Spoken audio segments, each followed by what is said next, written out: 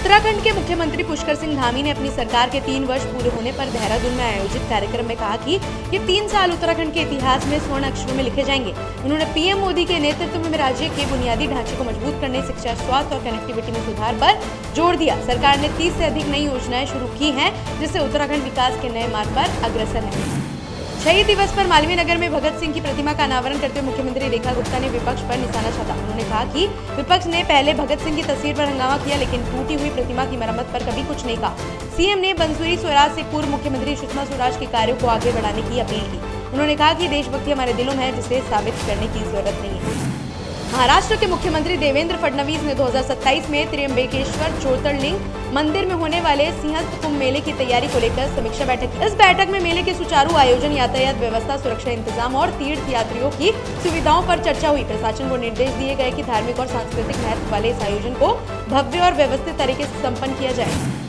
विदेश मंत्री doctor S Jaishankar ने दक्षिण अफ्रीका के Phoenix settlement trust, Gandhi development trust द्वारा महात्मा गांधी से जुड़ी कलाकृतियों और दस्तावेजों को राष्ट्रीय गांधी संग्रहालय नई दिल्ली को सौंपे जाने पर गर्व व्यक्त। उन्होंने इसे ऐतिहासिक क्षण बताते हुए कहा कि बापू का जीवन और संदेश आने वाली पीढ़ियों को प्रेरित करता रहेगा।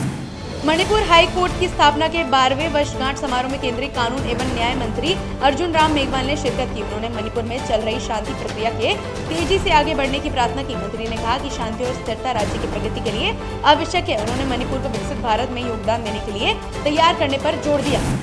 हरियाणा के मुख्यमंत्री नायब सिंह सैनी ने करनाल में आयोजित 3 दिवसीय मेगा सब्जी एक्सपो 2025 के महत्व पर जोर दिया। उन्होंने कहा कि ऐसे आयोजन किसानों को नई तकनीक सिखाने और अपनी आय बढ़ाने का अवसर देते हैं। सरकार ने हरियाणा में 3 नए उत्कृष्टता केंद्र खोलने का फैसला भी किया।